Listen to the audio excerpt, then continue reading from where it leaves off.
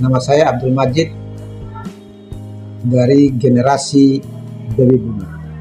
Oke, baik, terima kasih. Nama saya Lani Koro, saya dari generasi milenial. Hai, nama saya Neni dari Gen Z.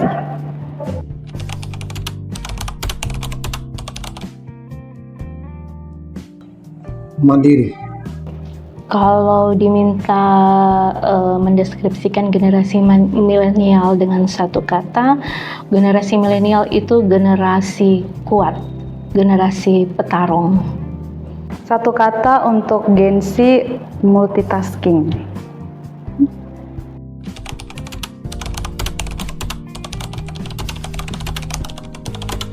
Benar. Jadi di generasi kami orang kalau ke sekolah jalan kaki ya, kalau belajar harus cari buku di perpustakaan, nah, kalau mengerjakan tugas harus menggunakan mesin ketik. Kalau bicara stereotip yang melekat pada generasi kami, generasi milenial, saya membenarkan stereotip itu karena stereotip yang melekat pada kami generasi milenial, kami itu generasi kuat, kami itu generasi hebat, kami itu generasi petarung, dan saya membenarkan itu ada di zamannya kami. Generasi lain biasanya bilang kita tuh gampang baper, tapi sebenarnya tidak. Kita tuh tidak sebaper-baper itu. Terus, tapi itu yang negatif ya. Tapi kalau yang positifnya, misalnya kita tuh suka bermain dengan hal-hal digital. Nah itu tuh betul. Apa kayak orang dari kita tuh ada sementara main gadget, main game sih, apa sih main game terus. Tapi itu tuh kita lagi belajar.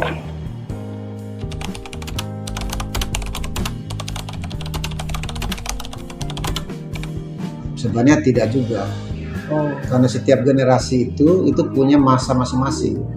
Sebenarnya kesulitannya sama atau kemudahannya juga sama. Tergantung dari dia bisa menyesuaikan dengan keadaan pada generasi yang bersangkutan. Oke, baik, terima kasih. Kalau bicara soal generasi milenial itu ada di antara generasi baby boomers dan generasi Z ya. Jadi generasi milenial itu bagi saya generasi yang paling kompleks dan paling hebat gitu. Jadi di mana dia ada di zaman yang kalau dibilang zaman sebelumnya yang belum mengenal teknologi, kita ada di antara zaman itu dan juga zaman yang sudah sangat melek teknologi. Jadi kami itu ada di antara zaman peralihan dan itu tidak membuat kami jauh tertinggal seperti generasi-generasi sebelumnya, dan juga kami tidak terlampau jauh juga maju dengan teknologi gitu. Kita tidak gampang baper kok, percaya itu.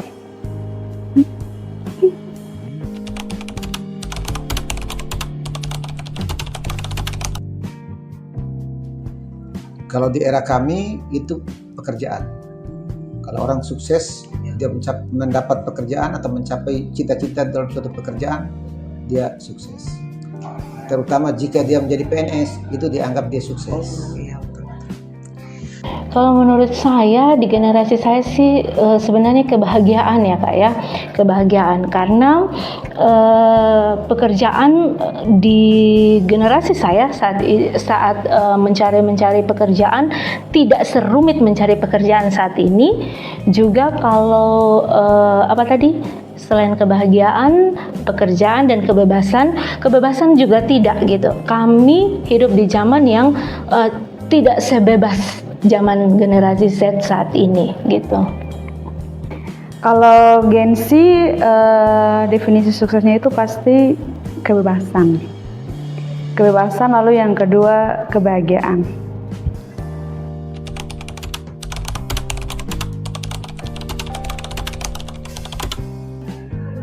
Kalau kami cenderungnya ke logis. Karena di era itu kan mandiri orang. Ke sekolah bisa sendiri, menjalankan tugas bisa sendiri, cari literatur sendiri, dan semua kebutuhan semua bisa dilakukan sendiri. Lebih logis, Kak. Kenapa saya bilang gitu? Kami ada di generasi yang dimana dikenal dengan di ujung rotan itu ada kasih sayang, gitu ya. Jadi di generasi kami dibentuk, benar-benar dibentuk sangat kuat. Saya jadi teringat waktu saya masih SMA, itu ada yang namanya latihan dasar kepemimpinan untuk OSIS. Itu kami dibentuk, benar-benar dibentuk, baik mentalnya, baik fisik kita, benar-benar dibentuk menjadi seorang calon pemimpin yang baik. Jadi dalam proses berpendidikan juga begitu. Yang tidak saya temukan lagi saat ini gitu ya. Jadi di zaman kami hidup di zaman di ujung rotan itu ada kasih sayang gitu. Di ujung rotan itu ada emas gitu. Jadi walaupun pendidikan kami jauh berbeda dengan zaman sekarang gitu ya, yang mana anak-anak kalau dibentak sedikit saja sudah langsung nangis, malah ada yang dibentak oleh guru atau pendidik langsung dibawa ke ranah hukum, dilapor dan lain sebagainya. Di zaman kami tidak mengenal itu gitu. Jadi memang kami hidup di zaman yang di ujung rotan ada emas, di ujung rotan itu ada kasih sayang. Kami dibentuk dengan sangat-sangat luar biasa. Oh, kalau menghadapi masalah pekerjaan itu biasanya 50-50. Biasanya kita terima pekerjaan itu tuh sudah di bawah tekanan terlebih dahulu. Jadi ya kita tekanan dulu, kita pikirkan dulu, lalu nanti beberapa jam kemudian baru dibawa secara logis. Oh, kita bisa menemukan masalahnya. Kalau cinta itu, apalagi saya Capricorn, biasanya lebih logis.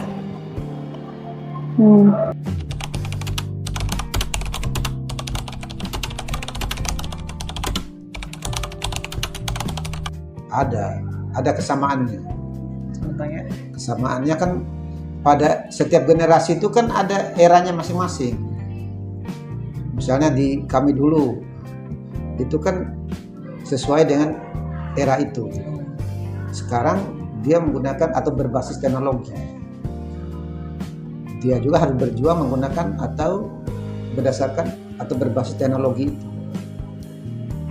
Semua sebenarnya sama-sama berjuang sesuai dengan generasinya. Sebenarnya ada kesamaan, Kak. Sejauh kesenjangan-kesenjangan itu masih bisa dikomunikasikan.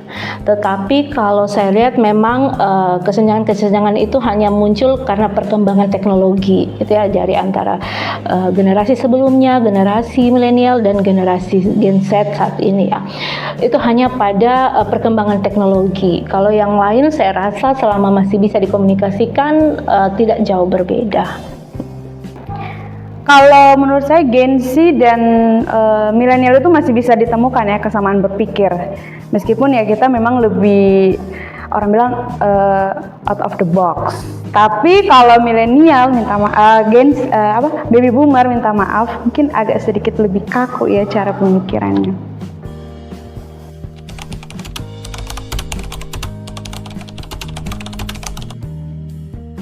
Kalau kita dulu kan belum ada teknologi. Kalau komunikasi lewat surat atau telegram atau radiogram atau telepon. Jika pengaruhnya Sekarang semua menggunakan teknologi yang berbasis digital. Tetapi yang generasi baby boomer pun dia selalu menyesuaikan dengan perkembangan generasi berikutnya. Sangat berpengaruh. Sekarang tuh misalnya contohnya pekerjaan tuh tidak harus di kantor, tidak harus menggunakan seragam resmi ya. Kita lewat rumah aja kita sudah bisa bekerja. Itu sih. Lalu mempermudah kita, misalnya kita tidak tahu apa-apa tapi sudah dipermudah dengan adanya internet, adanya aplikasi pendukung lainnya, seperti itu. Saya rasa sangat berpengaruh, Kak ya. Jadi kalau kita lihat generasi sebelumnya itu belum ada internet ya. Bahkan komunikasi masuk pertama, handphone masuk pertama dengan handphone yang punya antena itu ada di generasi kami. Kemudian sekarang kita tidak lagi menemukan handphone seperti itu dengan disentuh, layar sentuh dan lain sebagainya. Perkembangan makin maju, bahkan hanya dengan sensor suara segala sesuatu bisa berjalan dengan baik. Bahkan sudah sampai pada masa perkembangan AI ya, sudah jauh lebih maju dari zaman sekarang. Kalau menurut saya ini adalah hal yang baik sebenarnya. Perkembangan teknologi makin hari itu makin maju dan kita tidak bisa menghindari itu. Tetapi sangat disayangkan dengan berkembangnya teknologi malah makin bicara soal etika yang adalah hal yang paling universal itu makin menurun gitu. Di zaman kami tidak perlu dalam ilmu pendidikan tidak ada kurikulum yang kami harus berteriak kiri kanan tentang karakter. Bisa kita lihat di sini, sekarang pendidikan karakter makin diserukan di mana saja. Sedikit-sedikit kita bahas tentang pendidikan karakter, tentang etika dan moral. Tapi makin ke sini kita makin melihat pendidikan karakter itu malah makin dikangkangi kalau menurut saya seperti itu. Gitu. Sebenarnya tidak ada perbedaan. Baby boomer pun sekarang sudah menggunakan semua teknologi. Sama dengan yang generasi milenial sekarang. Karena dia menyesuaikan diri setelah di era digital sekarang. Kalau Gen Z, saya pribadi komunikasi lewat media sosial itu lebih apa ya, menjadi daya tarik tersendiri sih, karena kalau ketemu biasanya lebih kaku. Kalau di handphone misalnya lewat WA atau lewat Instagram itu kan ada emoticon yang menggambarkan kita lagi mau kasih tahu sesuatu gitu tanpa kita harus ketik panjang lebar. Ini tanda perkembangan ya. Tanda perkembangan tadi yang saya katakan, perkembangan teknologi itu makin hari makin maju, tentu mempengaruhi komunikasi seseorang.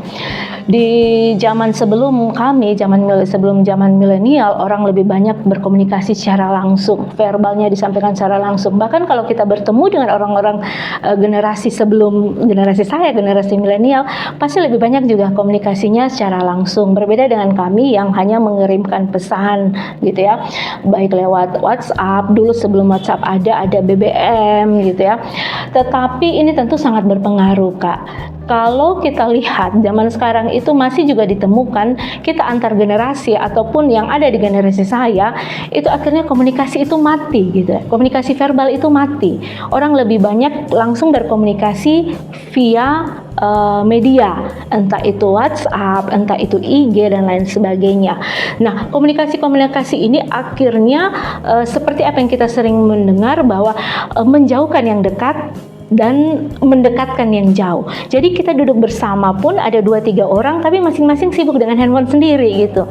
Bahkan dalam satu rumah kita mau berkomunikasi, tanya ada di mana, mungkin kita hanya mengirim pesan ke kamar sebelah. Jadi seperti itu. Jadi memang perkembangan komunikasi, perkembangan teknologi ini dia seiring sejalan gitu ya. Jadi kalau kita mempelajari perkembangan teknologi, pasti perkembangan komunikasi pun juga seiring sejalan dengan perkembangan teknologi. Tapi saya masih lebih menitik beratkan pada komunikasi verbal. Karena kalau aku sudah menggunakan DM sekarang, WhatsApp, kadang komunikasi yang tertulis itu sampainya tidak sesuai dengan konteks yang ingin disampaikan.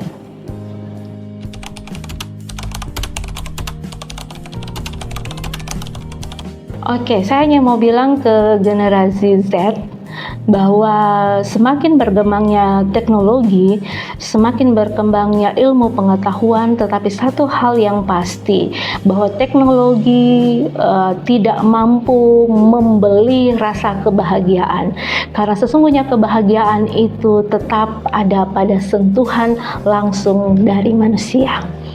Mungkin generasi baby boomer dan milenial, tolonglah sering-sering mendengarkan Gen Z. Ya, sebenarnya yang perlu diberikan arahan atau pengalaman itu pada generasi kami agar dia bisa menyesuaikan diri dengan perkembangan generasi sekarang. Karena generasi sekarang dia sudah selalu menggunakan teknologi dalam berkomunikasi.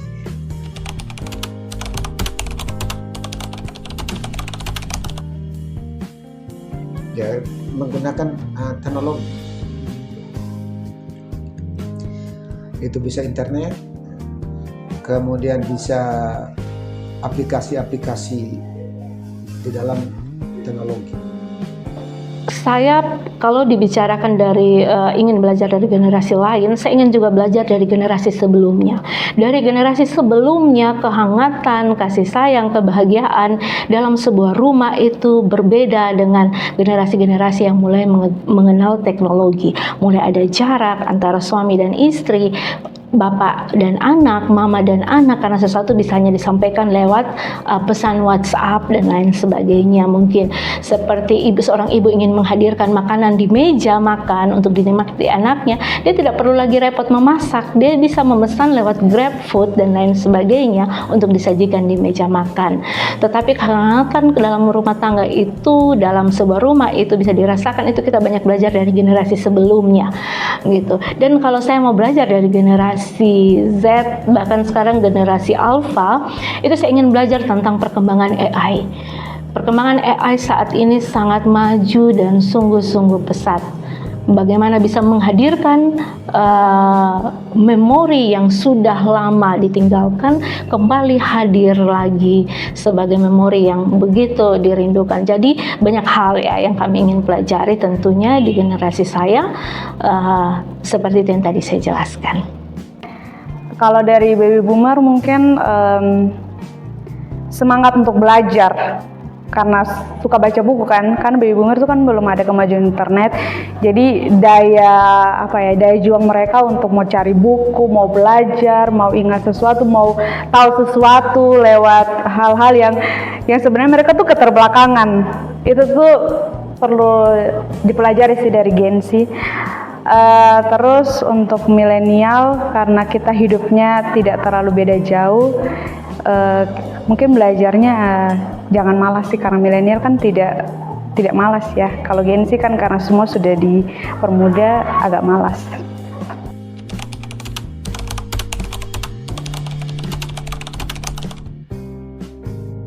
Sebenarnya saling berkomunikasi. Karena komunikasi itu dapat memberikan informasi atau dapat memberikan kemudahan-kemudahan dalam menyampaikan tujuan-tujuan hidup orang. Itu tadi, saling mendengarkan saja sih, dan saling mendukung. Saling mendukung lewat sering-seringlah buat pesan-pesan moral untuk Gen Z. Semua generasi pasti bisa saling mendukung untuk hidup yang lebih baik. Dalam sebuah keluarga misalnya, jika masih ada kakek atau opa dan orang tua dan anak, atau misalnya 3 atau 4 generasi, ruang lingkup keluarga ini akan pasti menjadi satu hubungan yang sangat harmonis, tergantung pada komunikasi. Sekali lagi, kekuatan komunikasi itu baik verbal maupun non-verbal. Kenapa? Karena komunikasi langsung itu akan sangat menghadirkan suasana keakraban yang sangat intim, juga bahasa non-verbal, komunikasi non-verbal seperti sentuhan, pelukan, hal-hal inilah yang bisa sebenarnya dibangun di antar generasi, sehingga sekian generasi ini kita sudah akan sampai pada generasi Alpha, tidak menjadi generasi yang benar-benar hanya memanfaatkan teknologi sampai melupakan sisi humanisnya.